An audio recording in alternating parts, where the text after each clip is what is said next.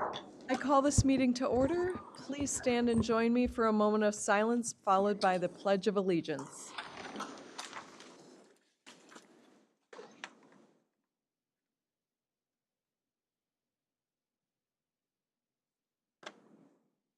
I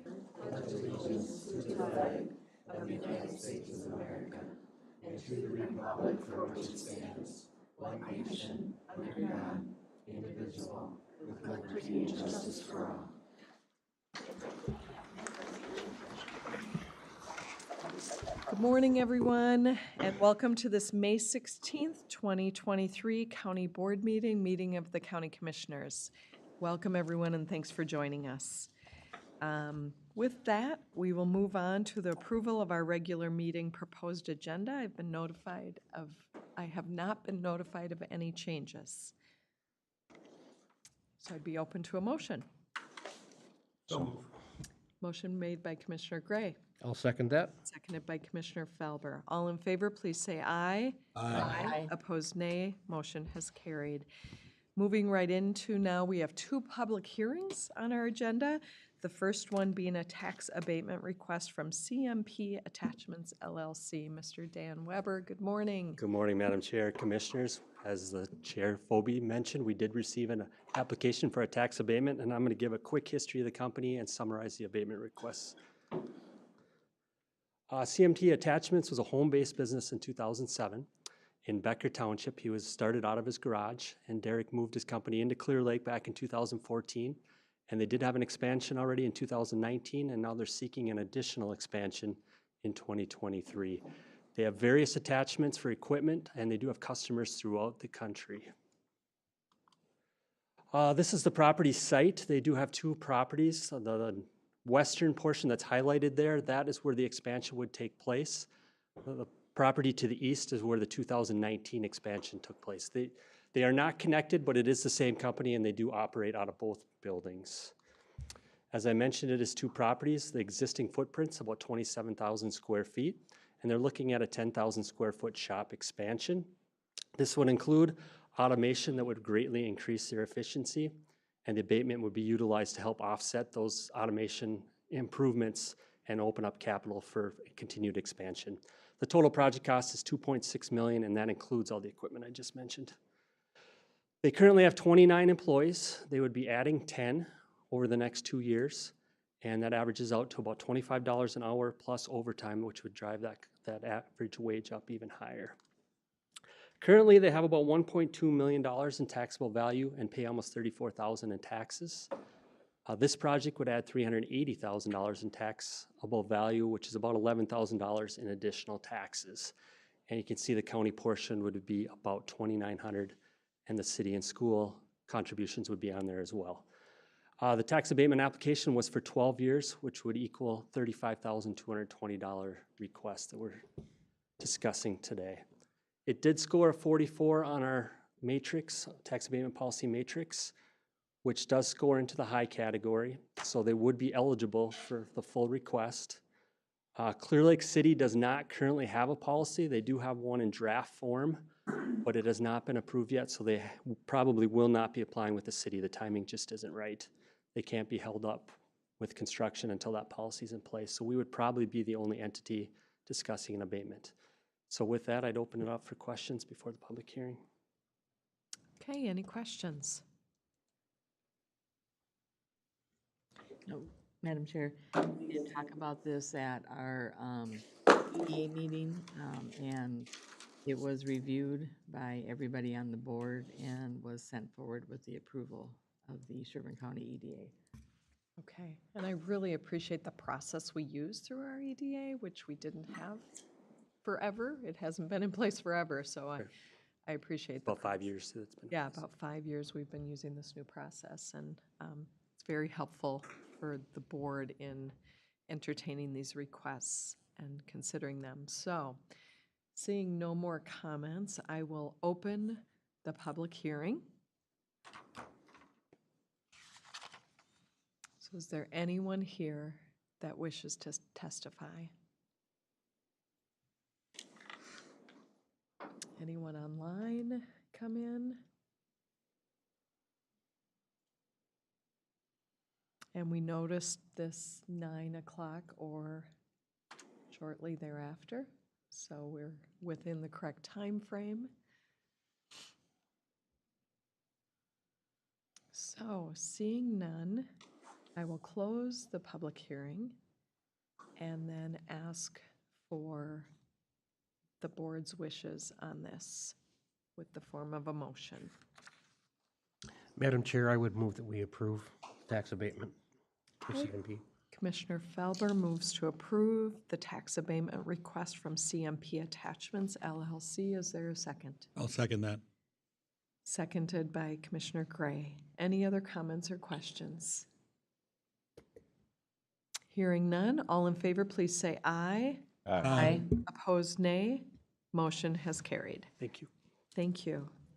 And we have a second public hearing, that of the Boulder Creek Wine Bar request for a farm winery license for on-off sale with Sunday. Good morning, Madam Chairman, Commissioners. Morning. Before you is a request for, we're going to be having the hearing and stuff and approval for the on and off sale for Boulder Creek Wine Bar. And they're also going to be doing Sunday. This is for a farm winery license. This is the first one that we've had here in Sherburne County. So there was on May 2nd, just to give you a little bit of a preview, we requested publication for the public hearing to be held on today, May 16th, for your consideration of the license. And we submitted in the publication to the paper, our legal paper. The notice was put in there on the 5th, the 5th of May. We have not, as of yet, I have not received any notifications or any comments from the general public. So this farm winery license does follow under Minnesota statutes 340A.315. So with that, we can open up for the public hearing. Okay, so. Thank you, Diane. And now we will, any comments or questions for Diane from the board? Madam Chair? Oh, The sorry. only comment I have on this, Madam Chair, is that I would like to see them have a little bit more latitude in like having some music and those kind of things out there. I don't think it'd be that disturbing to the neighborhood. I mean, we live on a 5-acre lot in the same type of zoning, and I can hear my neighbor's stereo going really every Saturday, and it doesn't bother me, so I think that would really work for them, and, maybe they'd have to get a little bit more latitude, but they should probably have the ability to sell a non-alcoholic option to people that are coming out there to be the drivers, so. I think this kind of stuff is great for the area, I really do. Madam Chair?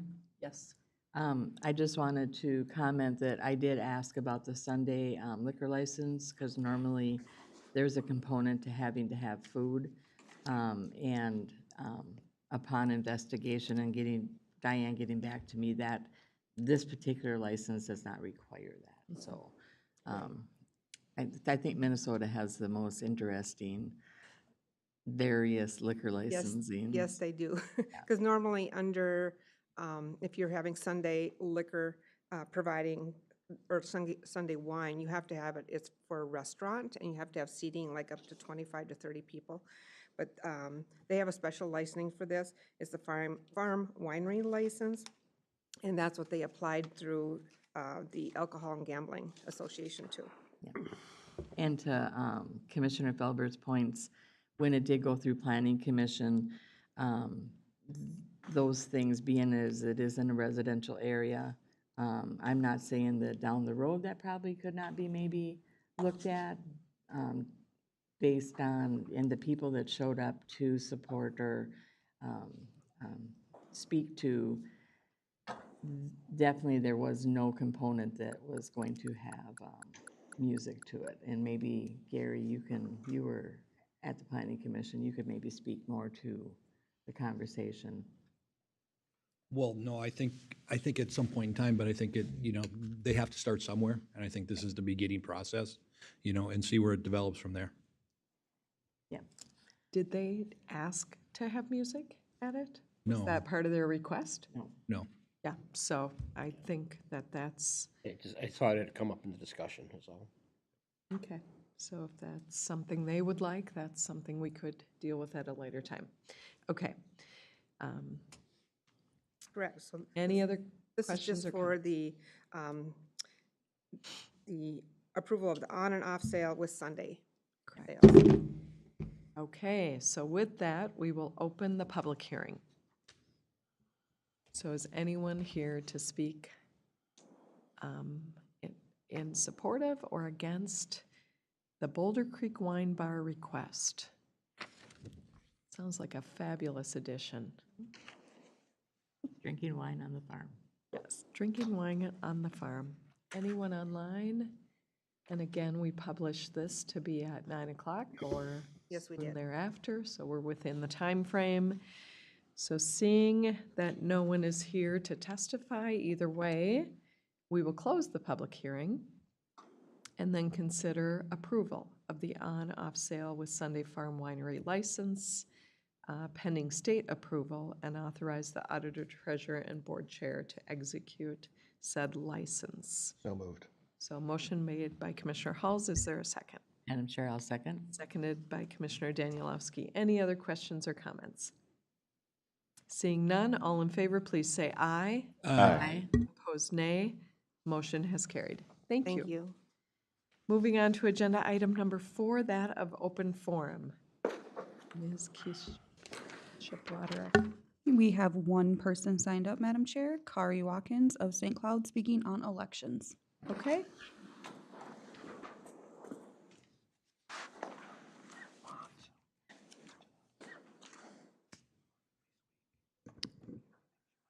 Good morning, Madam Chair and Commissioners.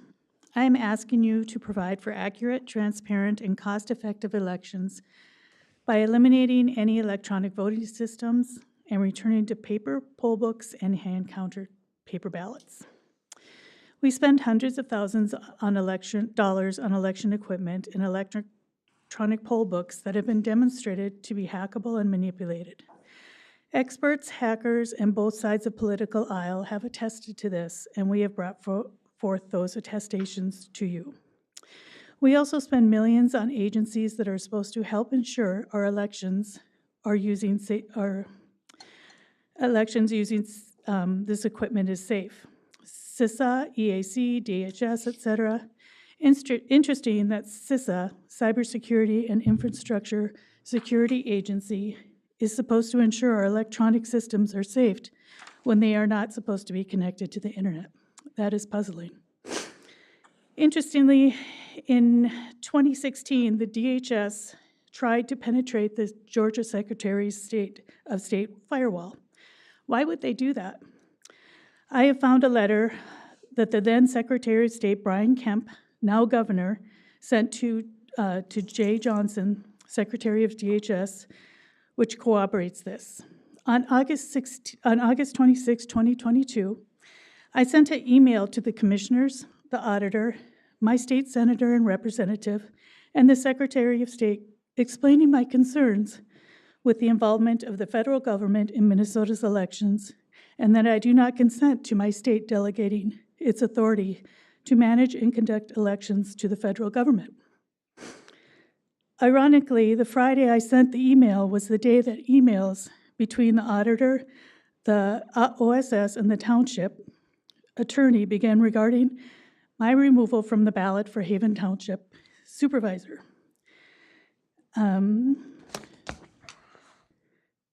I was removed from the ballot the following Monday. They stated statute 204B-04, prohibition of multiple candidacy as their reason for removing me from the ballot. I had previously run for commissioner in the primary and lost. I am also providing that email I sent along with the emails regarding my being removed. I will not be happy until we return to paper ballots, or hand-counted paper ballots, among other safeguards to secure our safe elections. 3 of my adult children live outside of Minnesota. 2 have promised to move back once they have children to raise a family in Minnesota. I have told them to stay where they are. Minnesota is no place to raise a family. Elections matter, and who or what counts the votes matter. Thank you. Thanks, Kari.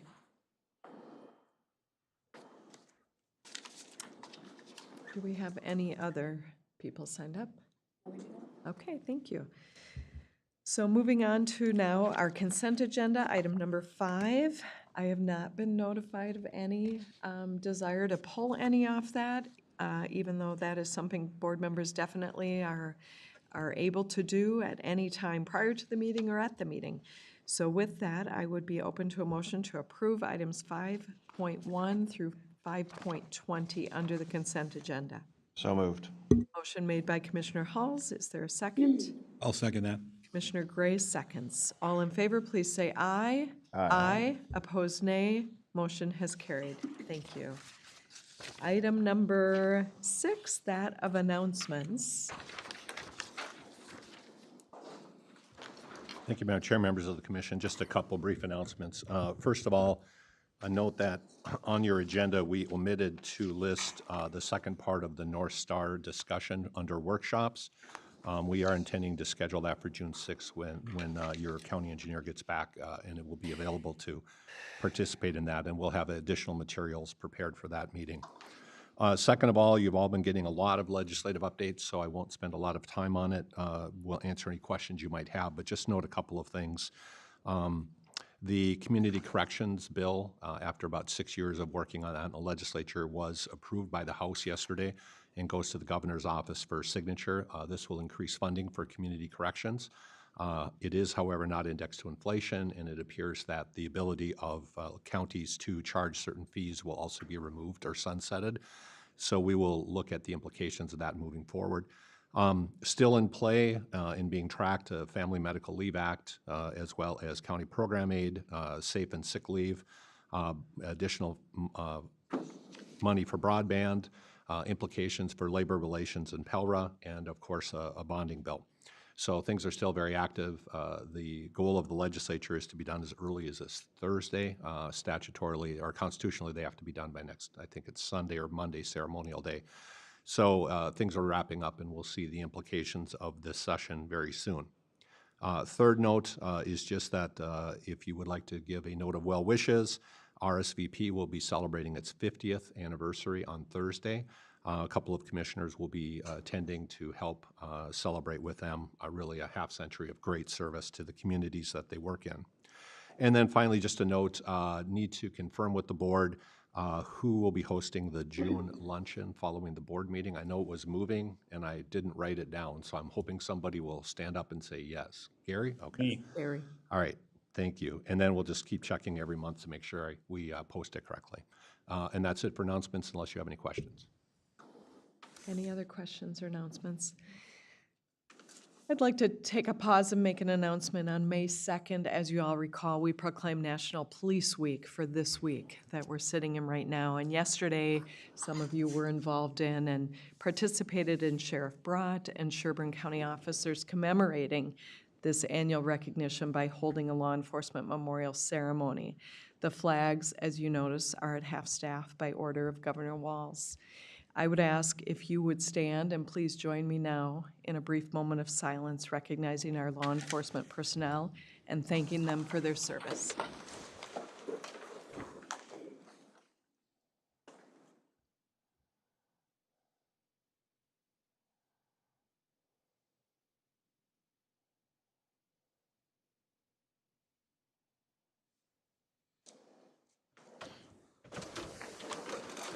Thank you.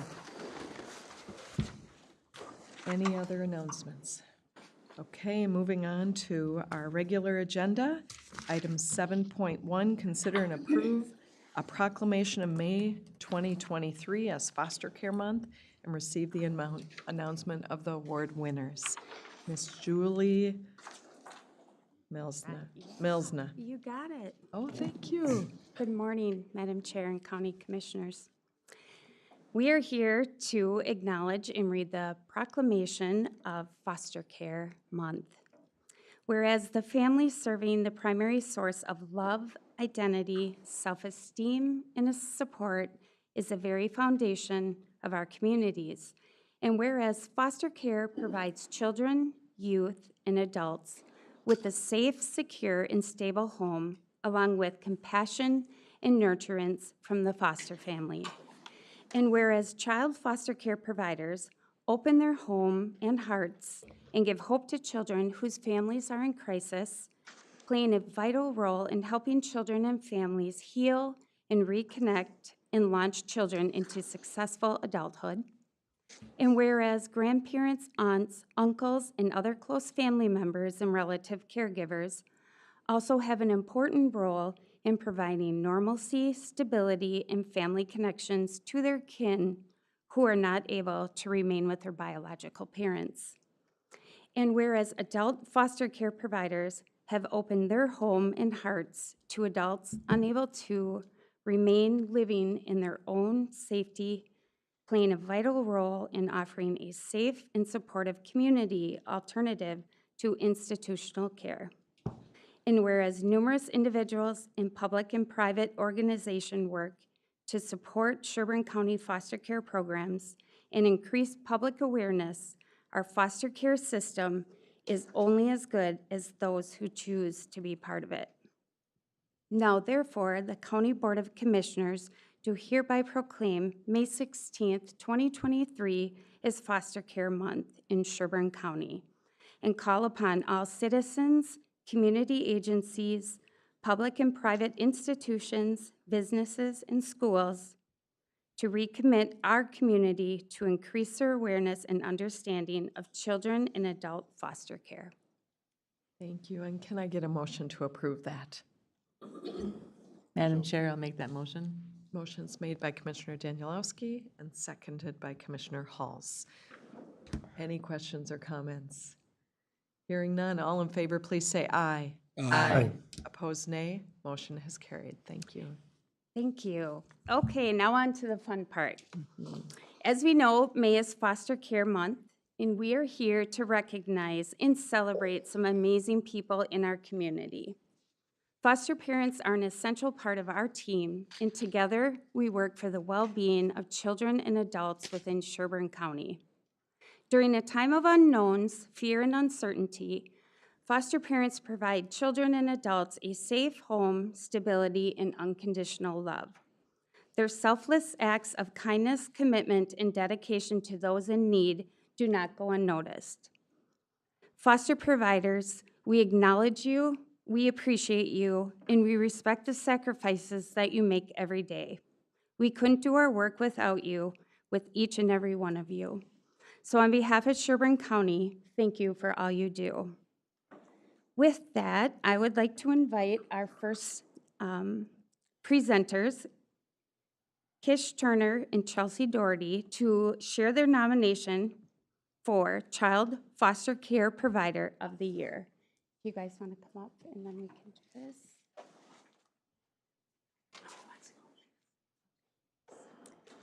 Alrighty, so for our Child Foster Care Provider of the Year, we have Linda Ryan and Jack Hedke. I have a nomination for Linda, and so does Kish Turner. It has been a pleasure working with Linda and Jack over the last year while they began their foster care journey. They have had several placements in their short time of being licensed. Linda and Jack have a way of meeting children where they are at and helping them through difficult times. Linda and Jack have experience beyond our expectations, and we greatly appreciate all of the care that they have provided by keeping siblings together, accepting children for who they are, embracing family relationships, children's beliefs, and their diverse identifications. They have helped children through times of crisis and have gone above and beyond to keep children safe and supported. The agency also appreciates the level of communication that Linda provides. Thank you, Linda and Jack, for all that you have done and continue to do for children in our community. I mean, Chelsea pretty much said everything. Can I use that one? Yeah, I lost it. I lost my thing, sorry.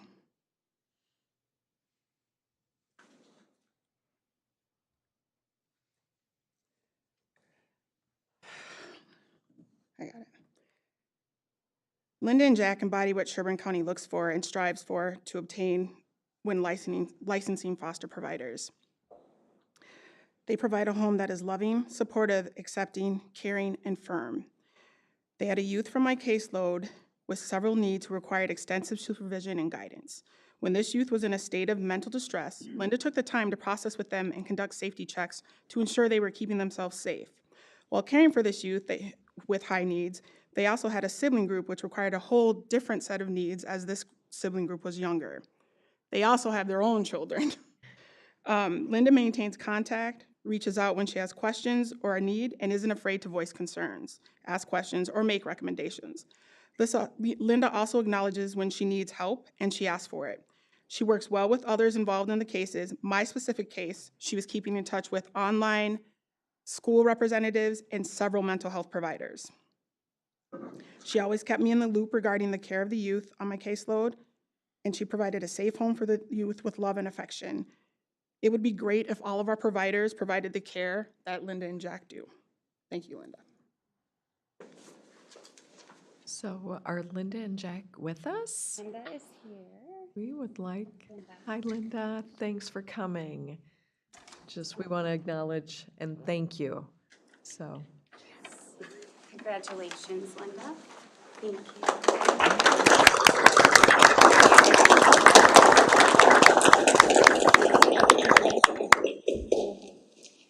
Next, I would like to invite Suzanne Stoy up here to share her nomination for Adult Foster Care Provider of the Year. Hello. I nominated Jessica and Kirby Sundit for the Adult Foster Care Award. They have taken in a client of mine who lost both his parents and provided him with so much love and care that he has thrived. He's going to school for the first time at 18 years old. And they met all his medical needs by following up with doctors' recommendations and surgeries that had not been completed prior to his moving into their home. The day they picked him up from a temporary arrangement, they ended up going to the hospital for 5 days with my client and still kept him. And they've allowed their home to be modified to meet his accessibility needs and even gave up their master bedroom so that my client could have room for more of his medical equipment. They've worked hard to meet requirements of a family foster care and became a 245D provider so that they could be a waiver provider in addition. They have changed the life of my client in such significant ways that he's living his best life. If you were to see him prior and to see him now, he's a different, I can't say child anymore, he's an adult, and he's not JoJo anymore, he's Joe. So thank you, Kirby, and tell Jessica thank you, because honestly, you are the best.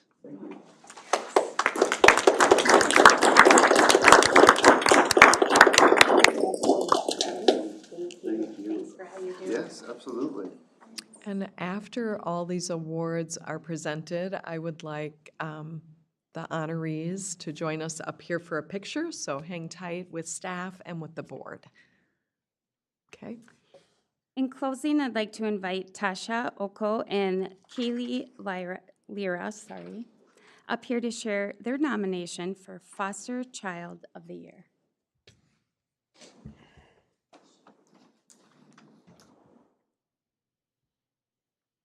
Our kiddo she's watching. She's down in Nebraska, so she's watching. She is not here. Hi, Kamaya, this is for you. Kamaya started working with children's mental health in late 2019 and struggled a lot with school and chemical dependency. By mid-2020, there was involvement with child protection as well, and it was determined that she needed some more support. Kamaya went through CDMI, chemical dependency mental health day treatment, a psychiatric residential treatment facility program, group homes, and transitional programming here in Minnesota to help her get the skills needed to be successful. She was able to then move with her adult sister in Nebraska by mid-2021 under foster care and finished high school and was accepted into college. She also was able to close with me in children's mental health due to her significant improvements. Kamaya continues to manage her mental health through therapy, medications, while also attending college, taking 18 credits, working 2 jobs, and living on her own with friends, while also having her friends show and teach her to drive so that she can get her driver's license while saving money to get a car of her own. Kamaya is a bright and mature young lady whose advocacy skills have allowed her to get through many hardships. We would like to nominate Kamaya because she has shown what giving extended foster care a chance can accomplish for young people. She's able to be independent with support and find her way in life while knowing that she has a safety net of caring people who will help guide and give her the resources she needs to be successful. Kamaya has surpassed many expectations that her early childhood would have indicated that she would be or have by such a young age of 19. And we had a chance to get online with her last week and talk about how we were going to be presenting, and she just really expressed how grateful she is to hear that we thought those things of her and that we thought of her to nominate her. Great.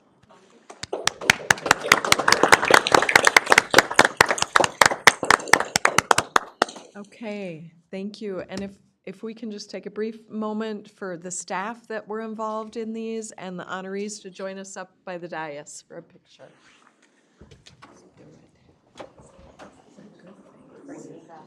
Yeah, bring your plaque with. Yes, please.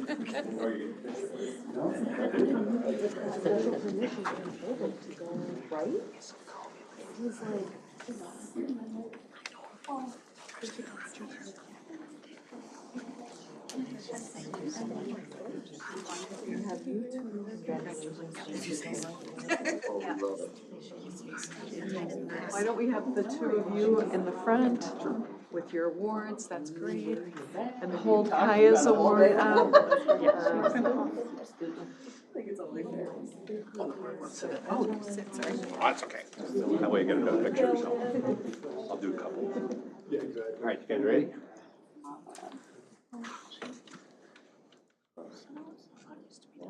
Two. I'm gonna take one more. And one more. Thank you, guys. Thank you. Where's it at? Go get busy. Who wants to do it? Just the managers. It's hard to Natasha. Tell her I'm so proud of it. Lots of dancing pictures. Sweet. Thanks, Kirby. I really don't want it to be any of us. Okay, and thank you for the staff that work in those programs and for the homes that open their hearts and their spaces to people to support them on their journey. So moving on now to agenda item number 7.2, consider approval of a conditional use permit for farm-related business, small winery. Ms. Good morning, Commissioners. Wojtaszek. This item was on the April Planning Commission. This is the Carol and Anthony Zimmerman property. They're requesting a farm-related conditional use permit for a small winery. This is in San Diego Township on 5 acres in the agricultural district. Planning Commission recommended approval with the 18 conditions listed in your packet and the findings of fact. Okay, so what is the wish of the board for this? Madam Chair, I would move that we approve it. Motion's been made by Commissioner Felber. Is there a second? I'll second that, Madam Chair. Seconded by Commissioner Danielowski. Any questions or comments? Hearing none, all in favor, please say aye. Aye. Opposed, nay. Motion has carried. Thank you. And item number 3, consider and approve amending subdivision ordinance 266-7, section 11. And so staff wanted to put it in the ordinance. If someone wants to just split off one lot, sometimes, especially up in certain areas of the county, they're unable to meet the buildable area. The remaining portion of the property, for example, if they're in the agricultural district and they own 45 acres, they could split off a 5-acre lot, and then the remaining 40 acres meets the minimum meets and bounds lot size. And it could be that farmhouse has been there since 1930, 1940, and they're not gonna meet our buildability standards, but the house is already there. And so we wanted to make sure we put in the ordinance that they could still subdivide it even if they didn't meet the buildability requirements in the ordinance. However, they still have to meet the septic system requirements, which is state law that you have a primary and an alternate septic. So they would still show us that they're able to meet that to meet state law. And so we amended the ordinance a bit to clarify that and ensure that we have that ability for our residents, and that's what we're asking for approval today. Okay, so questions or comments or a motion? Move to approve. Motion's been made by Commissioner Gray. Is there a second? I'll second that. Seconded by Commissioner Felber. And now questions or comments? Again, seeing none, all in favor, please say aye. Aye. Opposed, nay. Motion has carried. Thank you. Thank you. Moving on to agenda item number 4, Mr. Dave Lucas. Consider and accept a proposal submitted by HDR to conduct a feasibility study for a permanent household hazardous waste facility. Good morning, Madam Chair, members of the board. As stated in your request for board action, Minnesota counties are required to manage waste in a manner that is protective of the state's land, air, water, and natural resources and public health. The proper management of household hazardous waste is vitally important to the overall management of solid waste to ensure that it's done so in a protective manner. Currently, HHW is primarily collected by arranging for mobile collection events throughout the county. We're limited to the number of events that we can schedule based on availability. And with continued growth and increased demand, and to ensure that proper management of HHW is done, staff prepared and solicited requests for proposals to conduct a feasibility study to consider if a permanent HHW facility is needed. That RFP was attached to your RBA. The county received an application. Although we've heard from others, current workloads did not allow for other responses. However, staff did review HDR's proposal. It demonstrates background and talent skill necessary to conduct this feasibility study, and it was a collective recommendation to bring this forward for your consideration. As mentioned also in your RBA, opportunities for partnership could be set aside for now, which would reduce the total cost to a little over $62,000. And upon completion of that feasibility study, and based on recommended locations in the county, that task could be looked at later to determine how partnerships may benefit the county. With that, I will take any questions. Okay, it seems like we're doing two things with this. So accepting the proposal submitted by HDR and then approving an amendment to the solid waste budget. Correct. Correct? So Yes. why don't we take those separately so we can keep them clean? So item number 7.4 under 1, accept the proposal submitted by HDR to conduct a feasibility study would be the first action that we're looking for. So I'd be open to a motion. Madam Chair, I'll make that motion. Commissioner Danielowski moves. Is there a second? I'll second that. Seconded by Commissioner Felber. Any questions or comments? Madam Chair. Yes, Commissioner Halls. So a question on the types of materials that this potential facility would accept. It would accept, household hazardous waste consists of paints, stains, varnishes, lawn and garden chemicals, items that you do not want to throw away in your regular garbage because that does pose a threat to soil and groundwater. And most landfills cannot even accept that. So paints, stains, fingernail polish, which is an acid, those are the types of chemicals that we're looking to bring. Aerosol containers. And does this also include things like fluorescent bulbs? Yes, we do take fluorescent bulbs. Okay.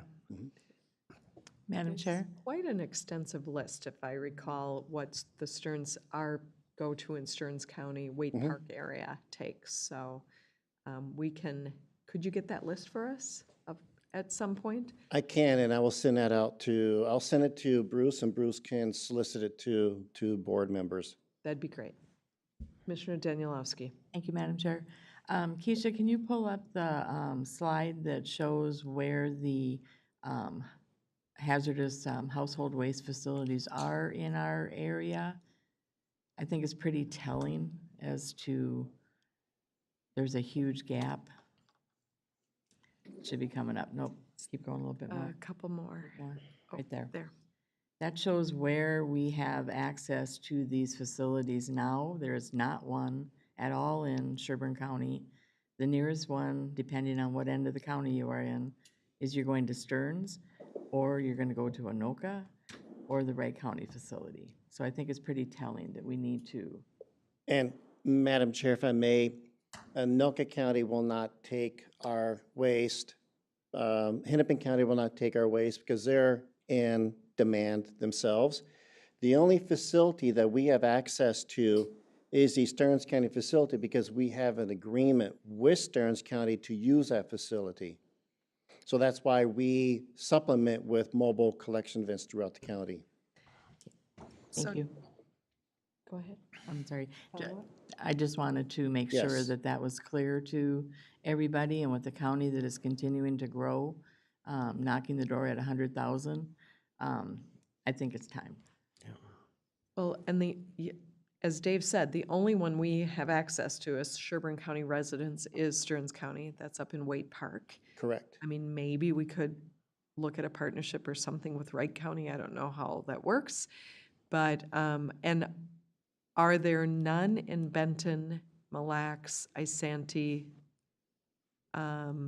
counties? No, So no ma'am, there are none not. of them. Okay. So there could be potential partnership with those counties in the future for something like this. So other questions or comments? It's just something that's just really needed. I mean, all the stuff that you mentioned, it's all going undetected into the landfills now. I mean, nobody's separating out their fingernail polish containers. The spray cans, you know, use your rattle can and it's going right in the garbage. Everybody knows that, so we need to get this done. Madam Chair, I've got another question. It'll fall on the Yes, sir. The stupid question side because that's what I do. But it's unrelated necessarily to residential, but the question that I have is around small business waste. So, for example, a perfect example is I know I have a retail store that we had to get rid of a fluorescent light bulb, and there was no place to take it. So That is not a stupid question, Commissioner. That's considered, so there are businesses that fall under the categories called VSQG, very small quantity generators. There's a threshold when you become a generator of hazardous waste, which is regulated at the state level. Very small quantity generators have access to household hazardous waste facilities. You just need to bring that up and you may pay a nominal fee. It's free to residents, but owners of very small quantity generator businesses can access these facilities, and I will get you that information so that in the future, you can take your fluorescent bulb to that facility. The intent is if it's demonstrated that there is a need in this county to construct a facility, that is something that, in my opinion, we should look into, be able to take very small quantity generators and then also ag-related waste as well, because all of that, the whole point is to capture that waste to ensure that it does not wind up in other areas and contaminate the soils and groundwater, because the slide previous to that shows that the county is very vulnerable due to our soils. So that's a good question. Thank you. And I bet you never knew you were a VSQG. no We idea. have another acronym to add. I know, that's amazing. Madam Chair. Dave, is it potentially, if this facility is built, do you still plan on having the remote pickups and things of that nature because of the size of the county? Correct, and that in the RFP, it shows that, so what we're asking that HDR to do, if the board approves going forward with this, is they're going to look at various areas in the county that it would be feasible. They're going to wind down to like 3 possible sites that they feel is conducive, and then in addition to that, based on a location, where should the county continue to do mobile events? So if it's in the east end, we'll do mobile events on the west end. If it's in the west end, vice versa. And that's what we're asking HDR to do, if the board approves going forward. Thank you. Okay. Administrator Messelt? Well, I was going to suggest to Commissioner Hulse that we could maybe create a barter for that fluorescent bulb, but Dave and I probably aren't in the market for a lot of haircuts anymore, so. I'm going to start growing this out. Between now and my retirement, you'll just see it just continue to grow and grow and grow. Just a note, I mean, we'd be remiss to say that, I mean, the market analysis is needed, and I really appreciate the fact that staff sat down and said, we don't have a good idea where the location could be, or locations, because we may end up with collection sites, or as Dave said, the mobile sites. But, there are implications. I mean, if we find that there is a site, then there's the building construction, and there's staffing it to make sure it's used correctly. But clearly, other counties of our size have these facilities. They make them work in their budgets, and they do divert critical items out of the waste stream to the landfills. So it's the right step. Obviously, you saw we pared down the cost. We figured we could work on the partnerships later when we see what the recommendations are. But I think it's the right step. So this is the first step to just determine the feasibility and what we need. So after that's done, it'll be so great to note that it's needed in Zimmerman and Princeton area. So glad that the board will support that and then have remote options. Did you give us directions? So, any others?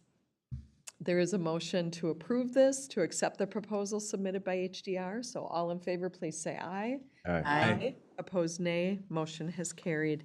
And then on to item number 2 on that same agenda item, approve an amendment to the solid waste budget, Fund 21-391-000- a bunch of other numbers, from the current amount of $100,000 to that of $180,000 to accommodate this feasibility study. So do you want to talk about that a little bit? Yes, Madam Chair. So currently, when I did the budget last year, this was not on my radar screen. And so we set aside approximately $100,000 for professional technical services, and most of that is related to landfill type costs. Our hydrogeologist and the engineers on staff to look at documents submitted by facilities. So in order to accomplish this feasibility study, I'm asking for an amendment to the budget to increase it to facilitate going forward. And that money would come out of the landfill surcharge? It is non-levy money, it is Non-levy. surcharge monies, Okay. yes. Great. Any other questions or comments, or what is the wish of the board with this? Just one more comment, Madam Chair. Please, Commissioner Hall. Just want to clarify the dollars that this comes from can only be spent on solid waste projects, correct? Correct. So That is correct, sir. Not only is it non-levy money, but it can't be spent on anything else. It's restricted. Yes. Good question. Okay, what's the wish of the board? Madam Chair, I'd move to approve. Motion's been made by Commissioner Felber. Is there a second? I'll second that. Seconded by Commissioner Gray. Any other concerns, questions, or comments? Hearing none, all in favor, please say aye. Aye. Opposed, nay. Motion has carried. Thanks, Dave. Thank you. Moving on, our next item, agenda item 7.5, is to receive a presentation by HHS in recognition of May as Mental Health Awareness Month. Ms. Victoria Johannes is joining us.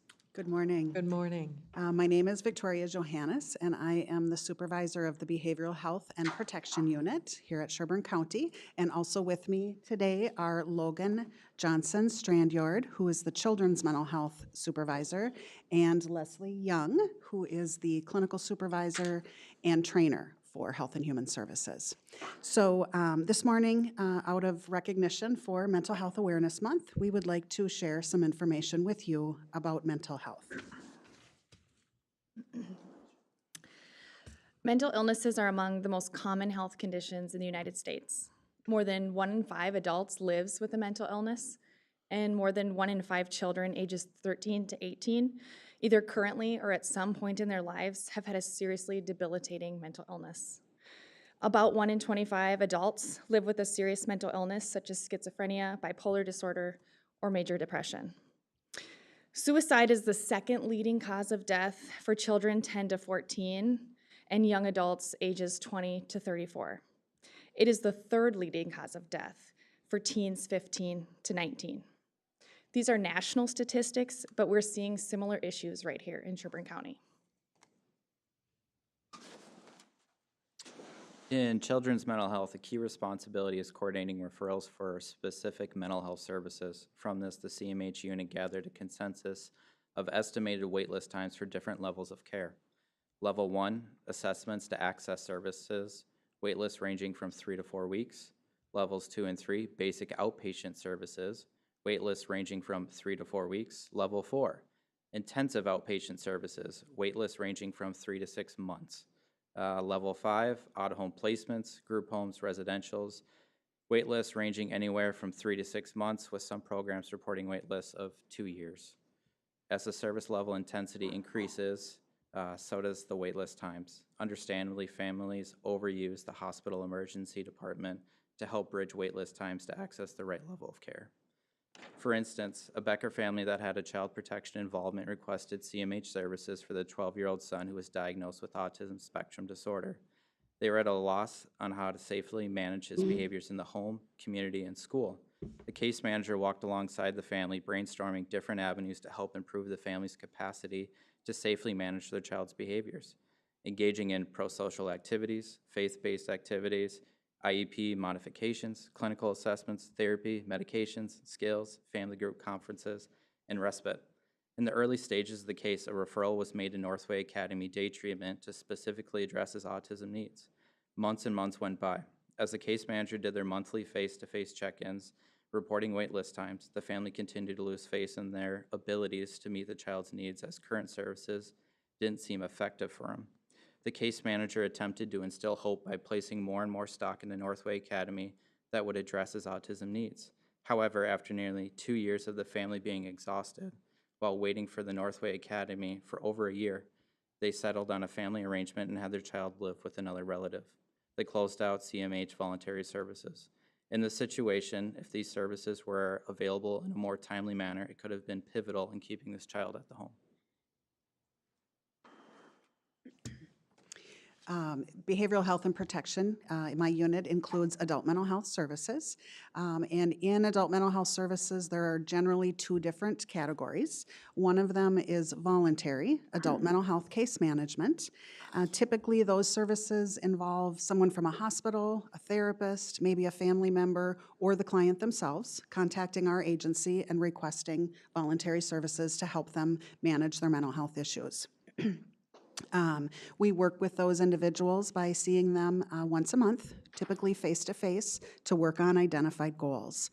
Some of those goals would be things like helping them find a therapist, a psychiatrist, housing, employment, creating and maintaining social connections in the community, and doing safety planning. In the past 3 years, we have seen a 25% increase in the number of clients we're serving in voluntary adult mental health. The other category, the other type of services that we provide in adult mental health are court-ordered services. And there are 2 kind of subcategories of that. One are Rule 20 assessments. And so when an individual is charged with a crime in Sherburne County and they go to court and the court deems that they are not competent to stand trial, then the court orders our agency to assess and determine if a civil commitment is necessary to mandate this person to go into inpatient services and prevent them from living out in the community. And we are seeing our numbers increase in Sherburne County, which is consistent with the region and with the state as a whole. The other category is general civil commitments or typical civil commitments. And those cases occur when a hospital has a patient in-house and they petition our agency to court order an individual who has mental illness and or chemical dependency to go into inpatient treatment against their will when there is a substantial likelihood that they will harm themselves or others. These are really difficult situations where my staff and I work hard to take these cases very seriously as we weigh out the rights of the individual along with the safety of the client themselves and our community members. Overall, in the court-ordered area of adult mental health, in the past 3 years, we have seen a 30% increase in cases. So just very indicative of the fact that mental health issues are really increasing and the complexity and severity of those cases are increasing as well.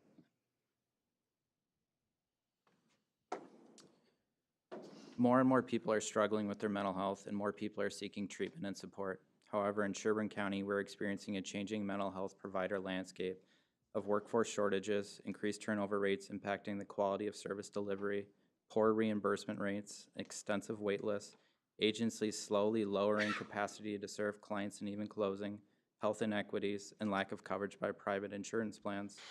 This has resulted in a fragile system. As children, families, and individuals with mental health needs increases, the capacity to serve decreases. A quick fix would be creating more beds. While we do need more residential and hospital beds, children and families living with mental health illnesses spend most of their time in the community. We need to continue to focus on early identification, intervention, and continuous community support. That's all some really difficult, hard information to hear. We don't want to leave you on a low note with all of that. We are so fortunate to be a part of a community that is invested in mental health supports and services for our community members. To demonstrate this investment, not only by our agency, but by other agencies and community members, we would like to share with you a list of collaboratives and initiatives that are actively investing in a proactive support approach to mental health services. We really do have a very active community when it comes to addressing these issues outside of the government system. So we thank you very much for your time this morning and for investing in prevention and intervention on the issue of mental health. Are there any questions or comments that you have for us? Questions or comments? I just want to thank you for everything you do in trying to battle this, for lack of a better word, epidemic that is coming at us, and the frustration that everyone must deal with in regards to not being able to find the support that's needed to help address the mental health issue. Thank you. Others? Mr. Halls. Yeah, one thing a suggestion I would like to make, the front page of the Sherburne County landing site, we're experiencing in general an epidemic of suicides. And I'd like to see perhaps both the standard suicide crisis line and the veterans suicide crisis number on the front page where it's easily accessible and people can see it when it first comes up. It's not a huge thing, but I think it's the more access we have to those numbers, the better off we are. So I'd like to see that if we could possibly do that. Great. Yeah, we can certainly follow through on that and put that request in. Any others? No, I guess I'd just like to say thank you. I know your challenges are daunting and your efforts are incredible for what you're trying to do, and I think this whole board thanks you for that. Yeah, I too just want to thank you for the work that you do. And whenever we can, or whatever we can do, I mean, the challenge is just, these are some of our most vulnerable people and also our most costly to the county. So just our moral obligation to serve, our statutory obligation to serve, but also any advocacy that we can do at the state level to continue working toward equity and parity in serving people with mental health issues is so important because it's just not happening. You know, it's we say it, we want to move toward that, and everyone, that's the goal, but it doesn't seem to move very far each year. So whatever we can do to be advocates for that would be I know, important for me and I think many on this board. So just thank you for the work. It's critical. And thank you for the people you serve. So thank you. Thank you. And the list that they passed out, a number of us are involved in many of these in different ways. So we do have great partnerships. We appreciate that very much. Thank you, Victoria. Okay, that's a tough one. That is not an action item, that was just a presentation. So we will move on to agenda item number 7.6, that of approving and accepting the April 2023 financial report. Good morning again, Commissioners. I provided to you for you to review and to ask any questions if you have, and to accept my monthly report for April of 2023. So I went through, and the first information and stuff on here, there's a 6-page report, and the first one will be on our balance sheet, and these are all of our fund balances. I just wanted to let you know, too, that the very last report that I've kind of produced on the request of Commissioner Halls is that it's funds 1 through 51 that are on there, just so we're clear on that, so it's not the whole all of our fund balances and stuff that are on that sheet. So, excuse me, the cash balance for the general fund at the end of April is $2,260,219 more than last April. This also includes a recorder's compliance fund of $354,493. The ARPA balance, as noted on the balance sheet, and also on our website. Dan's got the buckets out there for that. And the general fund expenditure budgets overall are at 27% at the end of April, in line with 33% of the year. And our income is about 9% at the same time. And we're up in expenditures by approximately 1%. And we have an increase in revenues from 2022 of 3%. And real estate tax collections are tracking on pace, that's expected. Yesterday was the tax due day. We were very busy in our office, and we've got everything. We didn't shut our windows until a little bit after 4:30 last night, and we've got everything balanced up and submitted into the bank. So we're doing good. And so the other page on here, the budget to actual report, like I mentioned, is on page 6. So the investments are there, what our cash balance is, where we've got our year-to-date collections disbursements. That's on our page 3 of 6, and our year-to-date interest. So our interest is tracking well. We're above our budgeted projection, so that is doing good. The following page, on page 4, that is indicating where we have our summary of deposits and investments as of April 30th. And as you'll note, our Magic Fund interest now there is at 4.85%, which is, we're very thankful for that. And this is a comparison between 2022 and 2023. And then the other page on page 6, or 5, excuse me, is our locations of our banking institutions and where our funds are residing. And with that, the last page on there is our executive functional budget to actual review for you. Does anyone have any questions? Any questions? Okay, then this is an action item, so we would be open to a motion to accept the April 2023 financial report. So moved. I'll second that. Motion's been made by Commissioner Hall, seconded by Commissioner Gray. Any more comments or questions? Belber. Belber? Seconded. Yeah, I know. Kind of interchangeable. You guys are sounding alike, and you look alike, too. So. Any? Just a quick request, maybe Diane could give a quick update on the status of the audit since we're wrapping things up. Certainly. And highlight the areas that the auditors have been focusing on, just so the board's aware of them. Okay, so actually, we're working on our audit. The audit crew was here the last 2 weeks. They completed what they needed on Friday. We're trying to get our final para notes and stuff put together for our financials. Next, we'll be working on the notes and the MD&A, which is the management discussion analysis, and along with the transmittal letter. So those are the next parts. We were expecting to have this completed and ready for submission by the end of June of 2023. And also I'll be asking later in the first part of June to submit our effort to the GFOA. And just to let you also know, I did send you out an email on this, but we did receive the GFOA certificate for 2021 for the 29th year in a row, so. You beat me to it. Congratulations I on was that. gonna Yes. mention that. Congratulations.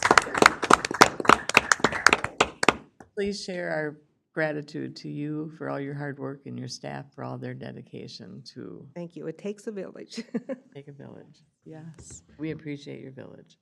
Thank you. Seeing no other comments or questions, all in favor, please say aye. Aye. Opposed, nay. Motion has carried. Thanks, Diane. With that, we will move along to Commissioner Correspondence Committee reports, upcoming meeting, future agenda items. Item number 8, who would like to start? Madam Chair, Okay. I'll hop in real quick. So the last couple of weeks, we had the Mississippi watershed meetings working on the One Watershed project. That project proceeds well, and I think we're making good progress. We're on schedule with the appropriate Gantt charts, and so that's going nicely. I attended the Welcoming Wednesdays from the Economic Development Group, and that went quite well. They had good traffic with people coming in to ask questions of various experts that they had in the building to be able to help with their small businesses. So I found that to be quite useful. Our ad hoc election committee group met again. We're making good progress on that front as well. And finally, I attended the Rivers of Hope dinner, and that's another one that it's a very valuable organization. So I was pleased to be able to support it. Diane? Thank you, Madam Chair. I attended the Future of Rural Rental Housing Zoom meeting. I found it very interesting. It told a lot of story about where the rental housing market is going, some of the issues that are coming at us through the 515 housing stock. Because Minnesota got on board with that quite early, a lot of those that housing stock is getting ready to age out. So now there's going to become an issue as to how is that going to stay, or if it goes away, it's going to create more of an issue for affordable housing availability. And 56% of the property that will be in a mortgage maturation by 2040, and that is where that 515 starts to age out. So, also then attended the Central Minnesota Council on Aging. I'm the alternate on that, so I attended for Lisa. And it was a really good meeting. There are some things that the action of the legislature can put expense on. Now they've got to take any frozen meal that goes out to a senior that gets delivered, has got to have everything that is in it listed. So that adds an extra cost. It's got to be labeled. And so they're working through that process as to how they're going to tackle that. And of course, it all comes with an extra cost and expense to the program. So they're hoping that they'll be able to get on top of that. Meals that were served by Catholic Charities, 68,000 meals last month. alone. So these are really huge needs that a lot of our older residents rely on to get food. So also attended the Serve Big, which is the Big Lake School District's homelessness youth committee. And that was currently, they're celebrating Mental Health Day as well at the schools. 33 students currently qualify as homeless in the school of Big Lake. And that I find to be alarming in numbers when you don't see it on a regular basis. And so they are continuing to gather resources to try to work hard to help support those needs that come with the youth that are homeless in the school district. And I know other school districts have the same age groups that are working on their issues as well. Election subcommittee, as Andrew mentioned, I agree with him, we're meeting, it's coming along well.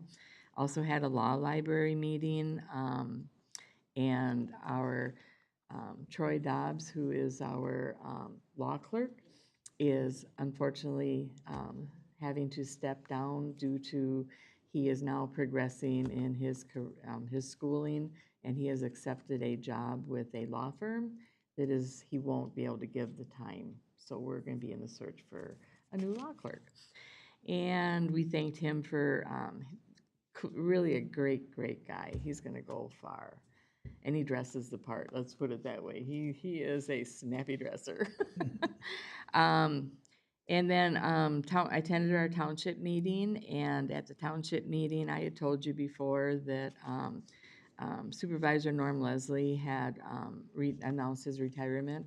They elected to appoint Laura Hayes as a supervisor to fill that seat, and they did that at their meeting on Wednesday, and she was there, took the oath of office, and was seated, and I think she'll do a great job. She knows a lot about the township. And then had an APO meeting up in St. Cloud, and then attended to some constituents issues over the past couple of weeks. Okay. Commissioner Gray? Attended the First Steps Joint Powers Board that Lisa was not able to. I'm the second on that. They did not have a quorum, so it was a very relatively quick meeting. Still, I find that committee immensely important and fascinating in what they do into that. Attended the Clear Lake Township Cleanup Day and the Haven Township Cleanup Day, both well attended. Lots of solid waste was brought into both of those townships. Haven does really something specific. They bring in, they save all of their bikes. They must have had a trailer of 100 bikes that they get repurposed and refurbished and then pushed back out to the community, which I thought was a great avenue to do that. The MICA legislative update we sat in on, which was informative to bring us up to speed. Bruce brought us up that. And the monthly Soil and Water Conservation District meeting, which they're going to be here in a little while to talk with us, so I'll let them do that. All right, that was all for me. Greg? Yeah, I went over to the Big Lake Fire Board because they do serve my area, and just try to check in with them once in a while. They're getting a new mid-mount ladder truck. Their audit went well, and they're working on updating their policies, which is a good thing.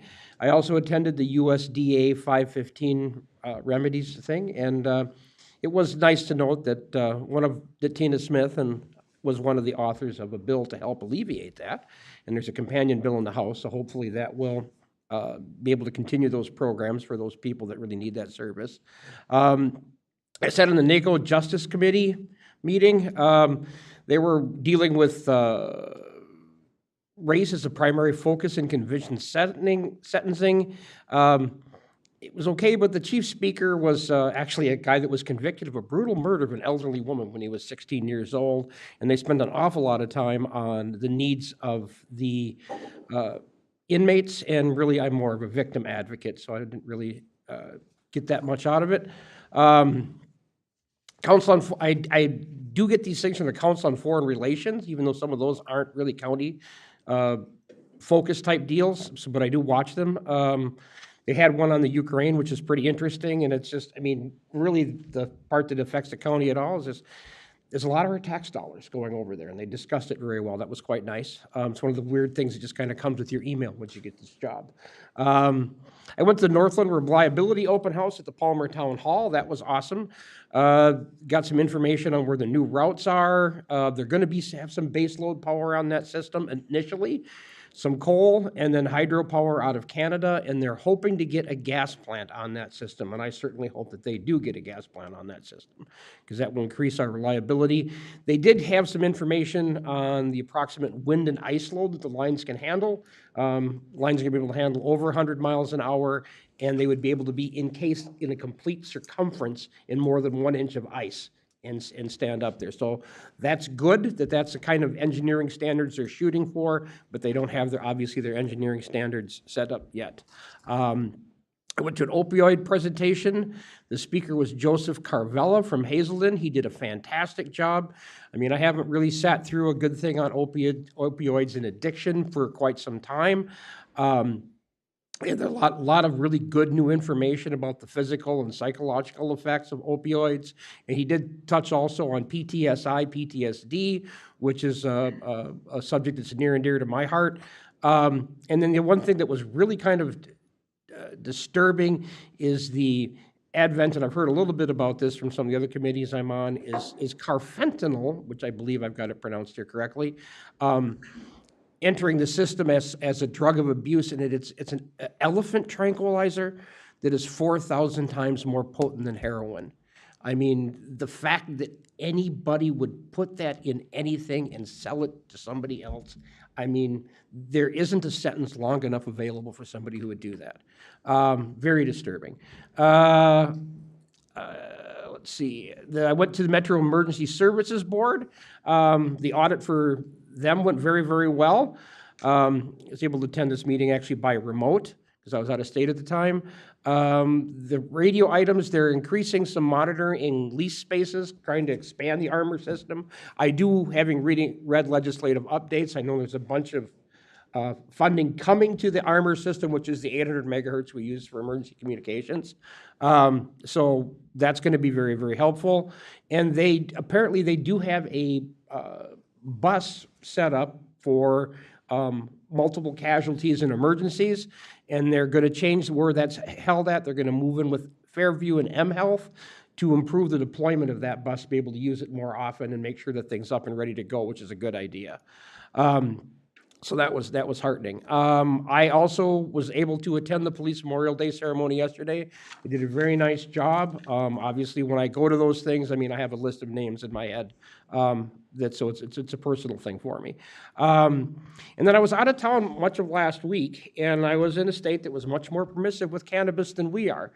And one of the things that popped into my head as I was down there on the beach is that should the state of Minnesota go ahead and legalize smokable cannabis products, one of the things I'd like us to do right away would be to get an ordinance banning this on all government property. I mean, our parks and everything. You know, people sitting and drinking on the beach or in a public space, if they're 50 yards away, you don't notice them. But for the entire time we were down there, there were just large groups of people all weekend sitting on the beach just smoking away. And it's you know, you should be able to have public recreational space that doesn't smell like a rock concert in 1977. So I'd like to work on that right away. That's about all I got. Sounds like a future discussion. We don't even have a smoke-free campus here with tobacco, so future discussion. We could certainly get there. Ooh. Write that down. So thank you, everyone. My couple weeks has been, I participated in a NACO Health Steering Committee. I attended a Zimmerman Business Council. They're trying to get the chamber organized in Zimmerman, and I'm so grateful to Debbie Rydberg from Elk River Chamber. She's taken that on, and this gathering was informal. Central Minnesota Jobs and Training is working on their infrastructure funding agreement, which is like massive, and board members need to be a part of that. So I was part of one of those discussions as we're almost close to signing it and being done with it.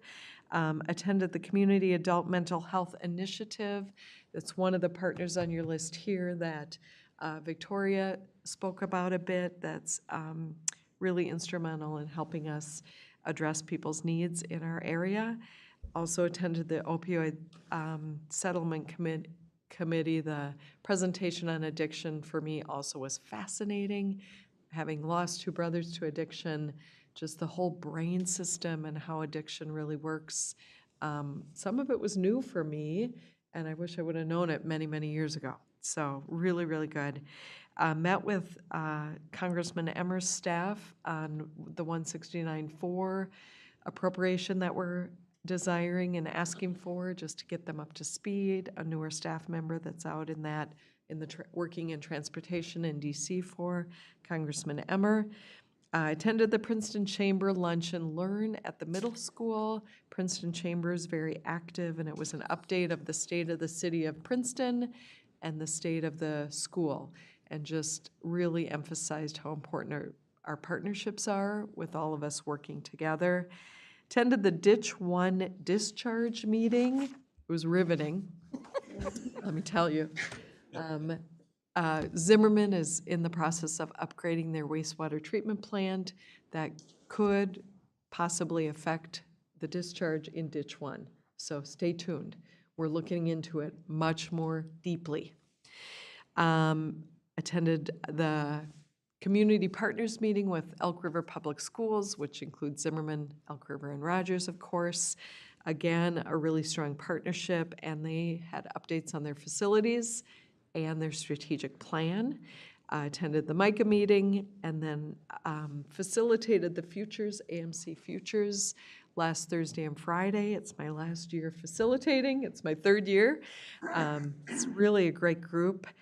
Futures is made up of one either county commissioner or staff member from many counties in Minnesota, and its efforts are to do kind of a deep dive into subjects that affect counties going forward. So these 2 days we covered cannabis and bridging the divides. That's one of the cornerstones right now of AMC. How do we bridge our divisive government, our divisive bodies, and stay nonpartisan as counties?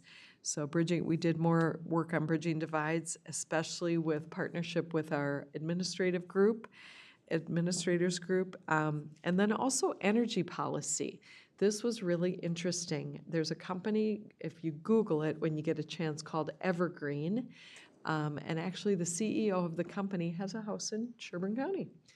And he is very forward-thinking, forward-looking, and the whole company is with green energy, but has studied extensively other countries and how they've done things, and really would love to meet with, I thought, maybe our energy committee to start with and see where we can utilize their expertise or just learn from them. So Evergreen is the company, if you want to look them up. EVER-green. Okay. Ken Smith is the CEO, and Luke Galswick is the president. Luke Galswick's dad is the AMC first vice president. Yeah, so that's how we connected with them, but I was fascinated with what they shared, and we being an energy county, and they referred to many things in Sherburne County as part of their presentation. I thought, boy, we could maybe look to them, and one of them has a vacation home in Sherburne. So that's it. I will be out of town starting tomorrow, out in Utah at the Western Interstate Regional Conference as part of my NACO appointment. So that is Wednesday to Friday, and I'm extending it a little bit. I've never been to Utah, so I'm hoping to do a little hiking over the weekend. So just that I will be out of town, but of course accessible by phone or email. I think that's it. Anything else? Everyone's been busy. Summer ends up for commissioners being kind of the same. July seems to be a lighter month for a number of entities, but so thanks for all the good work. At this point now, we will recess our regular meeting and open our Community Health Board meeting. So invite Ms. Nicole Ruhoff to join us for that. And then after that, we'll take a break.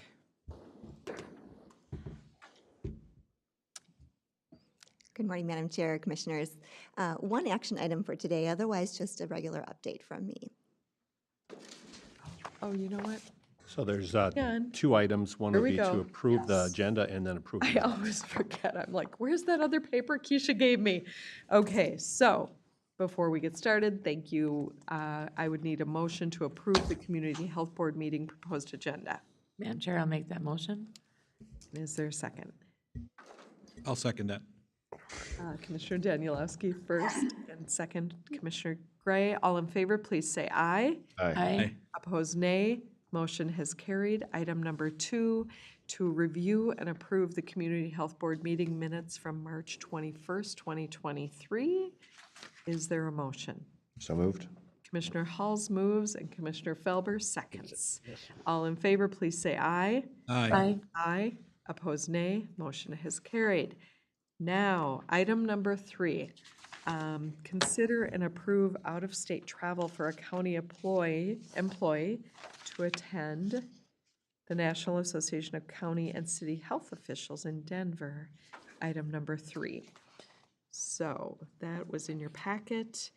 Details of that are in there.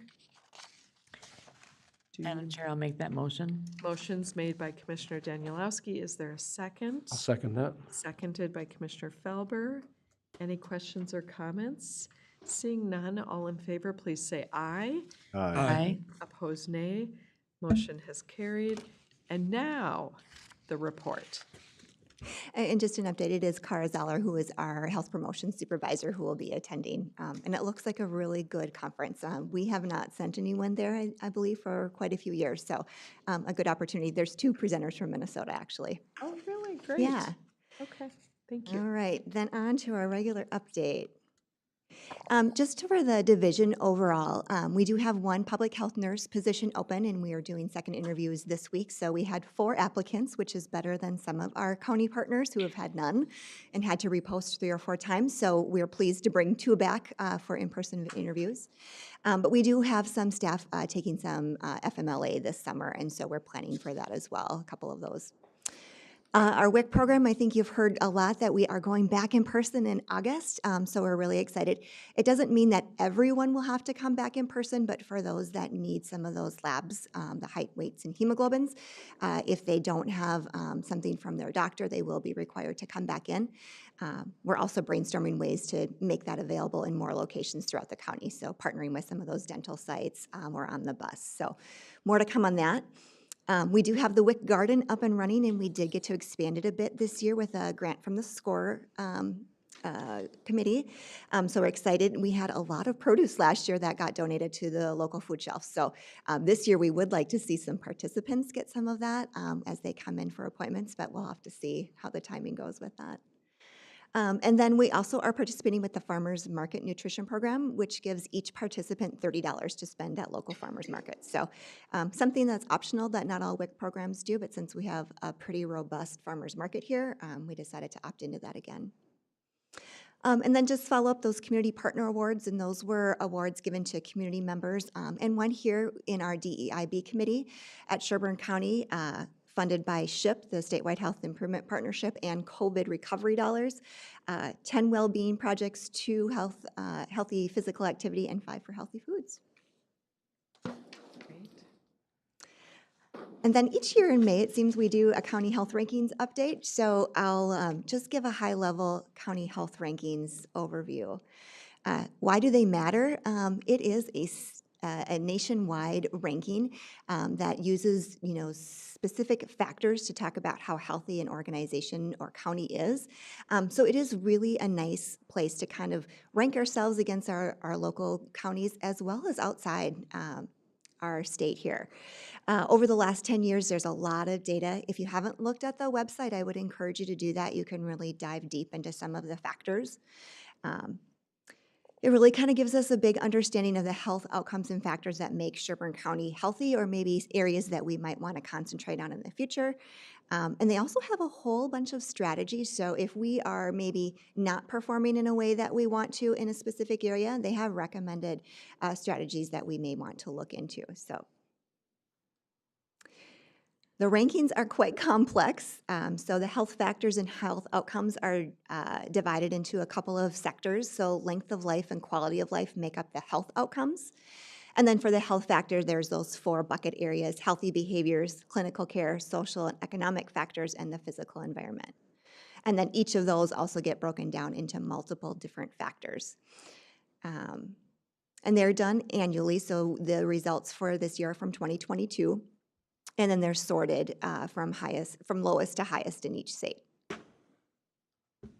So a little bit deeper dive into those. So for healthy behaviors, sexually transmitted infections, physical inactivity and obesity, food access, adult smoking, drinking, impaired driving, teen births. That's what makes up healthy behaviors.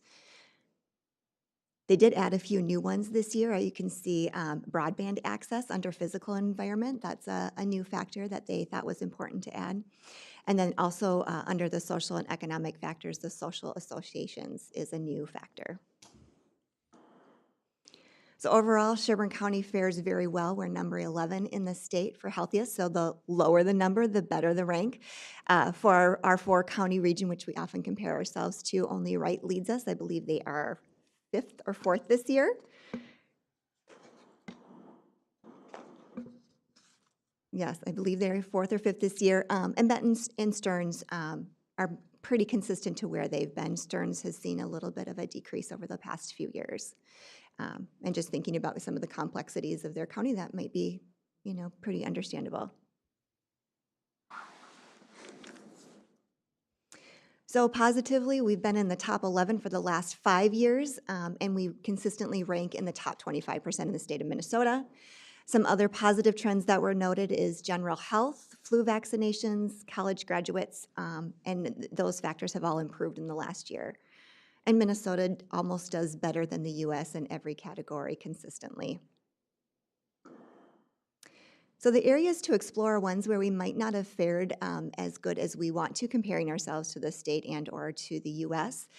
So for adult smoking, we are a bit higher than Minnesota and US for cigarette smokers. And that's specific to cigarettes. It doesn't take into account other tobacco products or nicotine. For adult obesity, we are a little bit higher as well, and that's using the body mass index of 30 or greater. And then the new factor, the social associations, we are a little bit lower than our state of Minnesota and in the US.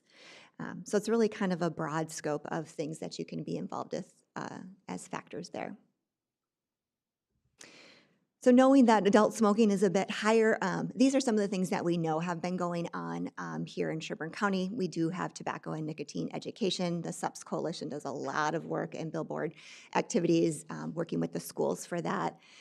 We do offer tobacco cessation support in a lot of our programs. So if a family is in WIC or in home visiting, we certainly make connections to tobacco cessation if they're ready for that.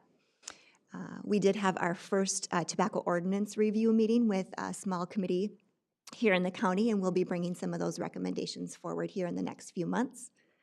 And Commissioner Felber, you read my mind. Tobacco-free grounds is something too that we might want to consider. So great that that's on the agenda. And then there is a potential settlement with Juul, and so we're expecting to hear some more about that in the near future, which could provide some more funding or support to do more tobacco work.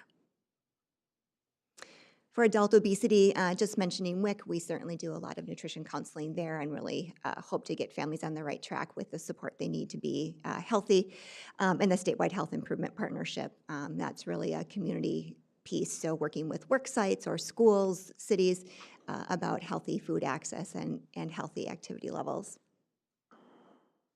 And then the social connections, we certainly do support a lot of that social connection within our community, especially in HHS for our participants in our programs, but also thinking about family resource centers. So, that is something that we're working on implementing here.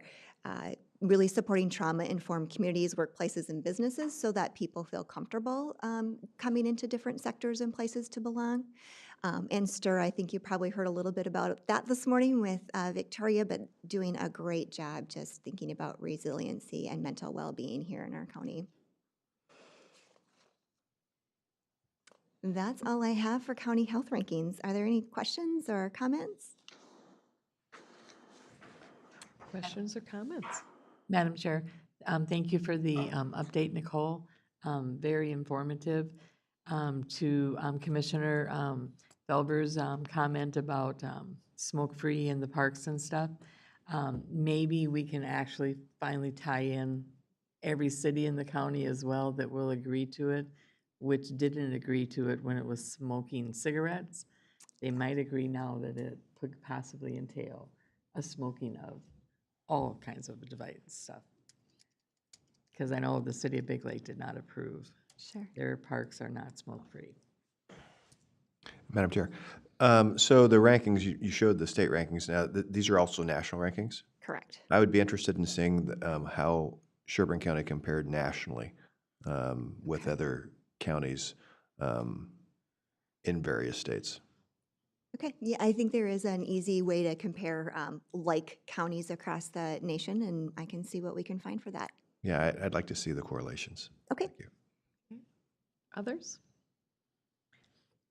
Okay. Sure, can we get the slide presentation emailed, please? Yeah, that'd be great if you can send that to us. Otherwise, thank you. All right, thank for your you. presentation. And this is a motion item. So if I could get a motion to accept the Community Health Services Administrator's bi-monthly report. Madam Chair, so moved. Motion's made by Commissioner Gray, seconded by Commissioner Danielowski. Any other questions or comments? Hearing none, all in favor, please say aye. Aye. Opposed, nay. Motion has carried. Thank you.